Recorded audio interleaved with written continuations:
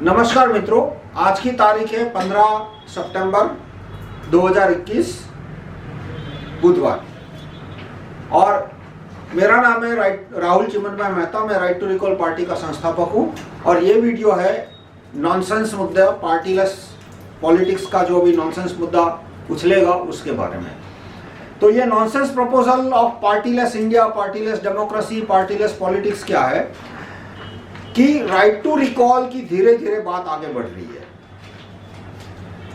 हर एक आदमी और उसका दादा और उसका पोता वो राइट टू रिकॉल की बात कर रहा है। आप देख सकते हो, कमल हसन ने भी बोला राइट टू रिकॉल मेरा नंबर 1 एजेंडा है, मैं भारत में राइट टू रिकॉल लेके लाया। अच्छा भाई तुम लाए। तो पिछले अनेक सालों से हम जो राइट टू रिकॉल पार्टी के कार्यकर्ता इस बात को प्रचार कर रहे हैं कि भाई अमेरिका में परिस्थिति कम खराब है नागरिकों की और उसके 3 बड़े कारण हैं। अनेक बड़े कारण है, 3 बड़े कारण है वहां। राइट टू रिकॉल एमपी नहीं है, right to recall MLA, governor, right to recall high court जज, right to recall police commissioner, ये सारे राइट टू रिकॉल के कानून है। राइट टू रिकॉल जज, right to recall high court chief जज, राइट टू रिकॉल डिस्ट्रिक्ट जज, यानी राइट टू रिकॉल का कानून है वहां पे। ज्यूरी सिस्टम और हर हाथ में बंदूक। कि अमेरिका में लॉकडाउन में वहां पुलिस ने डंडे मार के क्यों लॉकडाउन इंप्लीमेंट नहीं किया? क्योंकि वहां पुलिस के पास 40 लाख बंदूकें हैं, पब्लिक के पास 40 करोड़ बंदूकें हैं, 100 गुनी ज्यादा। ऑप्शन ही नहीं है पुलिस के पास डंडा मारने का, इसलिए लोगों को पैसे देने पड़े। 40% लोगों को इतने पैसे देने पड़े कि उनकी आमदनी 2019 से ज्यादा हो गई। खैर, और दूसरा कि गवर्नर क्यों इतना कड़क लॉकडाउन नहीं डाल पाए, वहां की सरकार है, प्रेसिडेंट हो या गवर्नर, क्योंकि वहां राइट टू रिकॉल गवर्नर है। तो अनेक वर्षों से हम ये समझाने की कोशिश कर रहे हैं कि भाई जन लोकपाल नॉनसेंस प्रपोजल है, राइट टू रिकॉल से भ्रष्टाचार कम होगा, जन लोकपाल से नहीं होने वाला। वो तो आपने देख लिया, लोकपाल बन गया, पता नहीं कहाँ है लोकपाल, कहाँ छुपा हुआ है। ढूंढ के अन्ना जी को बोलो लोकपाल को ढूंढ के तो लाओ, कम से कम अपॉइंट हो गया है जो भी है।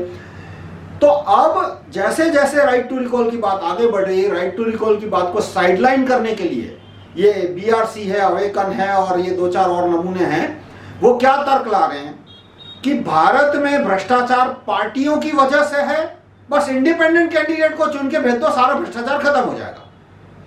मैं उनका इतना नॉनसेंस आर्ग्यूमेंट है, मैं दोबारा रिपीट करता हूं, उनका नॉनसेंस आर्ग्यूमेंट क्या है, ये अवेकन है, ये बीआरसी वगैरह जो आएंगे इस मूवमेंट में, कि भारत में भ्रष्टाचार का एकमात्र कारण पॉलिटिकल पार्टी और एकमात्र सटीक उपाय है कि इंडिपेंडेंट को वोट देना चालू कर दो और भ्रष्टाचार खत्म हो जाएगा। मतलब यदि पब्लिक 500 पार्टी वालों को चुन के लाती है, उसके बजाय 500 इंडिपेंडेंट को चुन के लाया, पार्लियामेंट में यदि 500 इंडिपेंडेंट कैंडिडेट पहुंचते हैं तो सारा भ्रष्टाचार खत्म हो जाएगा, भारत अमेरिका जितना मजबूत राष्ट्र हो जाएगा। अब इस नॉनसेंस को देखो, पहले तो इंडिपेंडेंट की हिस्ट्री के बारे में देख लो और उनसे भी पूछ लो, वो तो बताता ही नहीं है कि भारत में जितने इंडिपेंडेंट चुन के आए पिछले 70 साल में या पिछले 10 साल में या पिछले 5 साल में, वो पार्टी के कैंडिडेट जैसे ही जितने ही भ्रष्ट निकले, not even 1 exception, not even 1% exception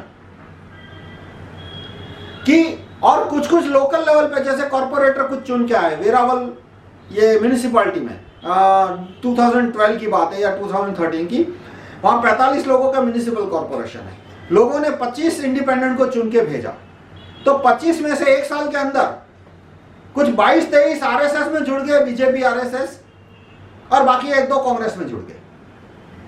और इसी तरह से एक बार पूना में कुछ 7 कॉर्पोरेटर चुन के आए थे इंडिपेंडेंट, 6 महीने के अंदर कोई शिवसेना में चला गया, कोई एनसीपी में चला गया, कोई कांग्रेस में चला गया, कोई आरएसएस में चला गया। भाई 90% इंडिपेंडेंट जो चुन के आते हैं वो 6 महीने के अंदर, 1 साल के अंदर किसी ना किसी पार्टी में चले जाते हैं। दूसरा, और वो साफ साफ बोलते हैं राइट टू रिकॉल नहीं होना चाहिए। ये जितने भी पार्टीलेस पॉलिटिक्स वाले हैं वो सर से पांव तक राइट टू रिकॉल के विरोधी है। मेरा ये स्टैंड रहा है, मैंने कभी नहीं कहा कि पार्टी वाला अच्छा और इंडिपेंडेंट बुरा। जब मैं इंडिपेंडेंट कैंडिडेट था 2019 में, जब लोकसभा का चुनाव लड़ा था, मैं इंडिपेंडेंट था, पर मैंने ये कभी नहीं बोला था कि इंडिपेंडेंट अच्छा और पार्टी वाला बुरा। ये नॉनसेंस आर्ग्यूमेंट है। और आज मैं पॉलिटिकल पार्टी बनाई है, मेरे 14 के लोगों ने चुनाव लड़ा, आज मैं ये नहीं कहता, बिल्कुल नहीं कहता कि नहीं इंडिपेंडेंट इसलिए गलत क्योंकि वो इंडिपेंडेंट है और पार्टी वाला इसलिए अच्छा क्योंकि वो पार्टी का कैंडिडेट है। मैं साफ बोल रहा हूं, दोनों में कोई फर्क ही नहीं है। कैंडिडेट चुनने के बाद पब्लिक की दिए हुए वादों से मुकरेगा या नहीं, वो भ्रष्टाचार करेगा या नहीं, वो धनिकों से, अमेरिका के धनिकों से सांठगांठ बनाएगा या नहीं, बिल गेट्स से रॉथस्चाइल्ड है, वो एक ही पॉइंट पे डिपेंड करेगा कि राइट टू रिकॉल की प्रोसीजर कितनी अच्छी है या नहीं। यदि नहीं है तो वो बिल गेट्स का एजेंट बन जाएगा, फिर वो इंडिपेंडेंट हो तो भी बनेगा, पार्टी वाला हो तो भी बनेगा। और यदि राइट टू रिकॉल की प्रोसीजर घटिया है, जैसे ये वरुण गांधी के प्रोसीजर नॉनसेंस प्रोसीजर है, वरुण गांधी की प्रपोज प्रोसीजर नॉनसेंस है, एकदम नॉनसेंस है, उससे इंस्टेबिलिटी बढ़ेगी, उससे भ्रष्टाचार बढ़ेगा। और हमने जो राइट टू रिकॉल का प्रोसीजर किया है, पॉजिटिव रिकॉल और सिग्नेचर बेस्ड नहीं, अपीयरेंस बेस्ड है वगैरह, उससे भ्रष्टाचार कम होगा, सांठगांठ कम होगी, इंस्टेबिलिटी कम होगी। तो इंडिपेंडेंट वर्सेस पार्टी ये एकदम यूजलेस मुद्दा है, और इस मुद्दे को उछाल के वो भारत में कंफ्यूजन लाना चाहते हैं। बेसिकली ये फेक ओपोजिशन है। फेक ओपोजिशन का काम क्या होता है कि मुख्य मुद्दे से ध्यान भटकाना। जैसे लॉकडाउन आया अप्रैल 2020 में, तो एक ही काम होना चाहिए था लॉकडाउन विरोधियों के लिए कि भाई अक्टूबर 2020 में चुनाव आ रहे हैं बिहार में, खड़े करो 300 कैंडिडेट जो कि लॉकडाउन विरोधी हो, जो कि ये फोर्स टेस्टिंग के विरोधी हो। उस समय फोर्स वैक्सीनेशन नहीं था। उसके बाद फरवरी 2021 में वेस्ट बंगाल में चुनाव आए, तब फोर्स वैक्सीनेशन की बात शुरू नहीं हुई थी, लेकिन दिख रहा था कि अब धीरे धीरे भारत में फोर्स वैक्सीनेशन आ सकता है। तो उस समय जरूरत क्या थी कि भाई पश्चिम बंगाल में खड़े कर दो 300 असेंबली कैंडिडेट जो कि लॉकडाउन के विरोधी हो, फोर्स टेस्टिंग के विरोधी हो, रेलवे बंद करने के विरोधी हो, और जबरदस्ती टीकाकरण के विरोधी। और अभी यूपी में चुनाव आ रहे हैं, जनवरी 2021 में यूपी, पंजाब और उत्तराखंड में 600 असेंबली सीट में चुनाव आएंगे, जो जनवरी 2022 में, 4 महीने में 120 दिन का ही टाइम बचा है, 110-20 दिन का ही टाइम बचा है। तो वहां पे कैंडिडेट खड़े करने चाहिए जो कि लॉकडाउन के विरोधी हो, फोर्स वैक्सीनेशन के विरोधी हो, फोर्स टेस्टिंग के विरोधी हो। तो वो सब करने के बजाय अब वो मुद्दे से ध्यान भटकाना चाहते हैं कि इंडिपेंडेंट होने चाहिए। पहले तो ये अवेकन और ये बीआरसी वगैरह था, वो साफ साफ बोलते थे कि चुनाव ही नहीं लड़ना चाहिए।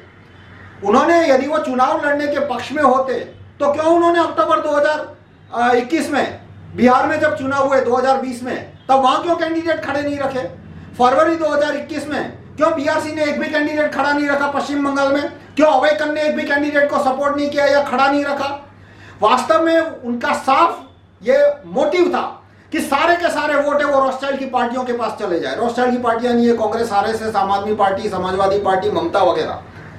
यानी उन्होंने साफ साफ कार्यकर्ता की बोला कि चुनाव के मैदान के सामने देखो ही मत, बस मास्क जलाओ, यहाँ पे बैनर लेके खड़े रहो, एक प्ले कार्ड लेके खड़े रहो, प्ले कार्ड के मेरे वेबसाइट का नाम होना चाहिए ताकि मेरे वेबसाइट की पब्लिसिटी बढ़े। अब धीरे धीरे जब हमने कार्यकर्ताओं को कहा कि भाई ये वेस्ट ऑफ टाइम है, तुम्हारा फोकस चुनाव पे होना चाहिए। भारत के लोगों को 4000 एमएलए चाहिए, भारत के लोगों को 500 एमपी चाहिए। यदि तुम अपने कैंडिडेट खड़े नहीं रखोगे तो 100% पॉपुलेशन के पास एक ही ऑप्शन रहेगा कि रोथस्चाइल्ड की पार्टी को वोट दे दो। फिर रोथस्चाइल्ड की पार्टी हो सकता है कांग्रेस हो सकता है आरएसएस हो सकता है आम आदमी पार्टी हो या समाजवादी पार्टी या मायावती या अकाली दल, जो भी है। लेकिन तुम अपने कैंडिडेट नहीं खड़े करोगे तो रोथस्चाइल्ड, तो लोगों के पास रोथस्चाइल्ड की पार्टी को या बिल गेट्स की पार्टी को या जॉर्ज सोरोस की पार्टी को वोट देने के सिवा कोई ऑप्शन ही नहीं होगा। तो उन्होंने साफ साफ बोला कि चुनाव की प्रक्रिया से दूर रहो, लेकिन धीरे धीरे उनके कार्यकर्ताओं को दिखने लगा कि ये बीआरसी, अवेकन वगैरह झूठे आदमी है, चुनाव लड़ना चाहिए। तो जैसे जैसे उनमें ये चुनाव लड़ने की बात पॉपुलर होने लगी तो उन्होंने देखा कि कैसे इस मुद्दे को भटकाया जाए। इसलिए वो साफ साफ तो बोल नहीं सकते कि राइट टू रिकॉल पार्टी का विरोध करो, जो कि असल में उनकी यही मान्यता वो ये है। यदि उनको चुनाव लड़ना था तो आते भाई अक्टूबर 2020 में क्यों नहीं आए, फरवरी 2021 में आते क्यों नहीं आए? अब जैसे जैसे हमारे कुछ 15 कैंडिडेट कंफर्म हो गए यूपी में, और जैसे जैसे आगे बढ़ रहा है तो साफ साफ बोलना नहीं चाहते कि राइट टू रिकॉल पार्टी को तोड़ो और आरएसएस को वोट दो या आम आदमी पार्टी को वोट दो। इसलिए अब बैकडोर से मुद्दे को भटकाने के लिए ला रहे हैं कि 500, ये जो फरवरी में 600 इंडिपेंडेंट खड़े कर दो। मैं कहता हूं चलो कर दो आप। मैंने तो पहले ही बोल दिया था कि मुझे अवेकन का सपोर्ट ही नहीं चाहिए, बीआरसी का सपोर्ट ही नहीं चाहिए, क्योंकि वो मॉरिशस ट्रीटी के सपोर्टर है, वो एफडीआई इन फार्मा को सपोर्ट करते हैं, एफडीआई इन मीडिया को सपोर्ट करते हैं। बाकी क्या बचा बिल गेट्स की आरती उतारने के सिवा? बिल गेट्स को 2 गालियां देने के बाद बोले कि एफडीआई आना चाहिए, मॉरिशस ट्रीटी चालू रहनी चाहिए। अरे भाई आप बिल गेट्स के सपोर्टर हुए, विरोधी नहीं हुए। खैर, अब 600 इंडिपेंडेंट खड़े करें, करो। मैं साफ बोलता हूं, करो। मैं आपसे रिक्वेस्ट करता हूं ऑडियंस से, हर एक वोटर से, कि उनसे साफ साफ मांग लो कि आप भारत में कानून क्या लाने वाले हो। और आप 600 इंडिपेंडेंट चुन के आगे ये UP plus Uttarakhand plus Punjab में, और 600 इंडिपेंडेंट चुनने के बाद उन्होंने दूसरे दिन पॉलिटिकल पार्टी बना ली, तो वोटर के पास क्या ऑप्शन रहेगा 5 साल इंतजार करने के सिवा? और जैसे ये बात आएगी वो ऊट पटांग बात करना शुरू कर देंगे कि हम इतने अच्छे कैंडिडेट लाएंगे स्वर्ग में से या पाताल में से या नर्क में से, पता नहीं कहां से लाएंगे, कि वो बिकेंगे ही नहीं। मतलब हमने कोई ऐसी प्रक्रिया ढूंढ के निकाली है, उनका नार्को टेस्ट लोगे, पता नहीं क्या कैसी कौन सी प्रक्रिया तुम्हारे पास की जिससे तुम भविष्य प्रेडिक्ट कर सकते हो कि वो 600 लोग वो बिल गेट्स के जॉर्ज सोरोस के एजेंट नहीं होने चाहिए। क्योंकि पहले तो अवेकन सारे के सारे राइट टू रिकॉल के विरोधी है, दूसरा बीआरसी राइट टू रिकॉल के विरोधी है, वो ज्यूरी सिस्टम के भी विरोधी है। खैर ज्यूरी सिस्टम में अभी नहीं जाना मुझे। तो अब उनके 600 इंडिपेंडेंट कैंडिडेट है, वो चुनने के आगे तो बिक गए। दूसरे दिन बिल गेट्स को मुख्यमंत्री बना दिया, खैर बिल गेट्स के एजेंट को मुख्यमंत्री बना दिया, तो पब्लिक है वो 5 साल तक क्या करे?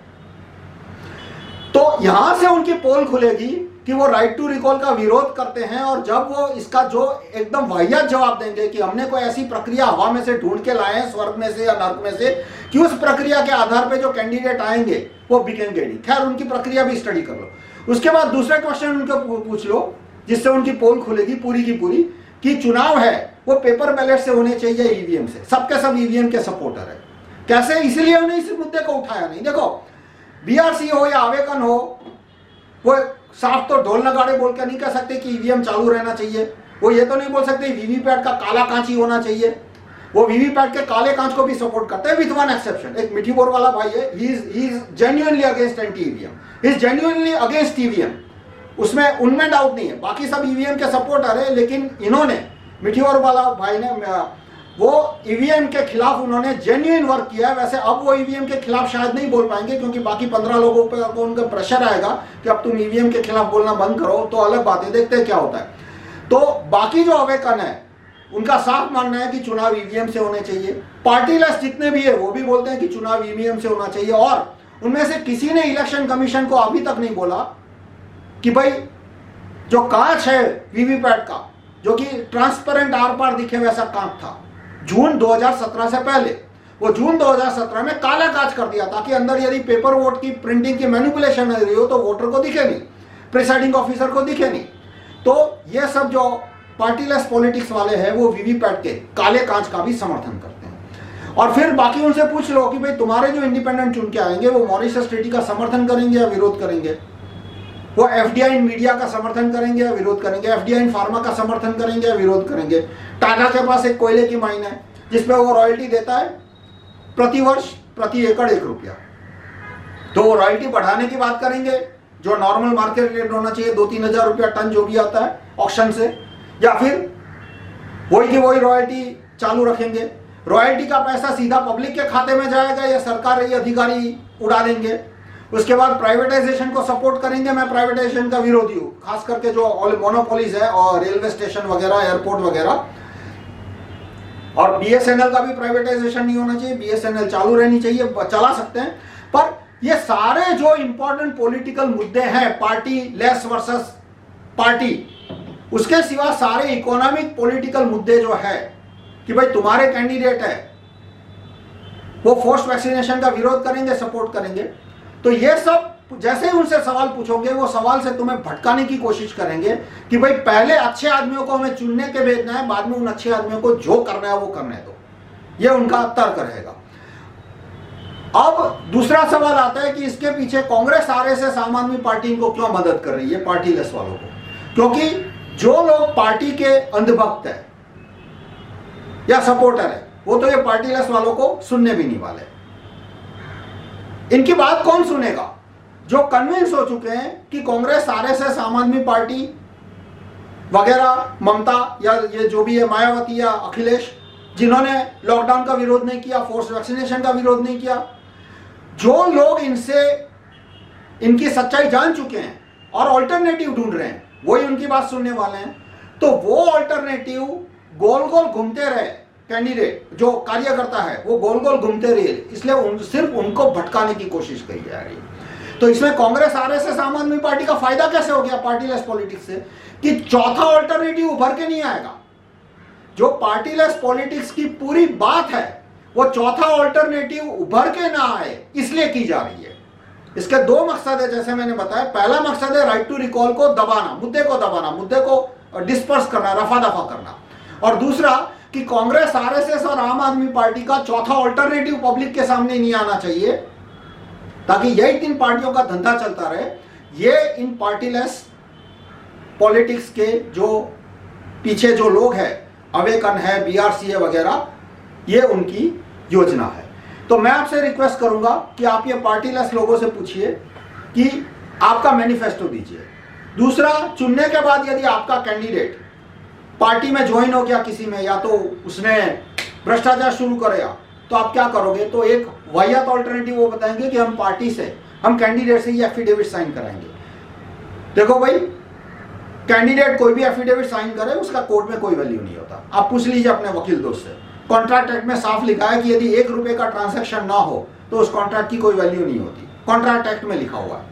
तो आपके पास एफिडेविट की जेरोक्स कॉपी है, ट्रू कॉपी है, ओरिजिनल कॉपी है, कैंडिडेट ने एफिडेविट साइन करके दी है, आप उसको कोर्ट में लेके जाओगे, उसकी कोई वैल्यू नहीं है। दूसरा, कोर्ट में एक दूसरा प्रॉब्लम भी है कि आपको एफिडेविट, जो भी उसने एफिडेविट दिया या तो अंडरटेकिंग दिया, उसकी ओरिजिनल कॉपी कोर्ट में देनी पड़ती है।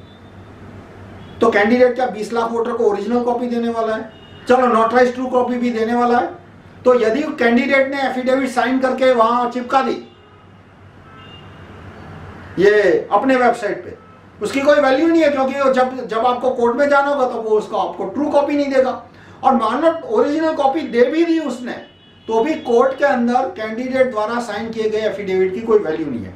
तो आप उनसे पूछो कि भाई, चुना हुआ आदमी यदि दूसरे दिन पार्टी का मेंबर हो जाता है, या तो भ्रष्ट हो जाता है, या तो बिल गेट्स का एजेंट बन जाता है, तो वोटर के पास 5 साल रुकने के सिवा क्या ओपिनियन है? तो जब उनके मुंह में उंगली डालोगे, मुंह में हाथ डालोगे, तब वो धीरे से बोलेंगे राइट टू रिकॉल। वैसे वो राइट टू रिकॉल के विरोधी है, इसलिए 20 साल तक उन्होंने राइट टू रिकॉल का मुद्दा उठाया ही नहीं। 20 साल नहीं, उनके वजह से कुछ की उम्र तो 70-80 साल हो गई होगी, उन्होंने कभी राइट टू रिकॉल का मुद्दा। लेकिन आप जब मुंह में हाथ डालोगे, मुंह में उंगली डालोगे, तो वो धीरे से राइट टू रिकॉल बोलेंगे। लेकिन फिर पूछना कि भाई राइट टू रिकॉल का ड्राफ्ट हमको चाहिए, क्योंकि वरुण गांधी का राइट टू रिकॉल तो एकदम हम्बग है। अब आपके मान लो सांसदों ने भी राइट टू रिकॉल का घटिया ड्राफ्ट बना दिया, तो हम क्या करेंगे? तो ड्राफ्ट उनसे राइट टू रिकॉल का मांगो, और बाकी सारे इकोनॉमिक पॉलिटिकल मुद्दे हैं उनके ऊपर उनका स्टैंड मांगो। आपको साफ साफ एक्सपोज हो जाएगा कि इनका मकसद भारत में कोई पॉलिटिकल ऑल्टरनेटिव खड़ा करना नहीं है। इनका मकसद क्या है कि पॉलिटिकल ऑल्टरनेटिव खड़ा करना हो तो कैसे कंफ्यूजन बढ़ा के उसको तोड़ा जाए, ये इनका मकसद है। धन्यवाद।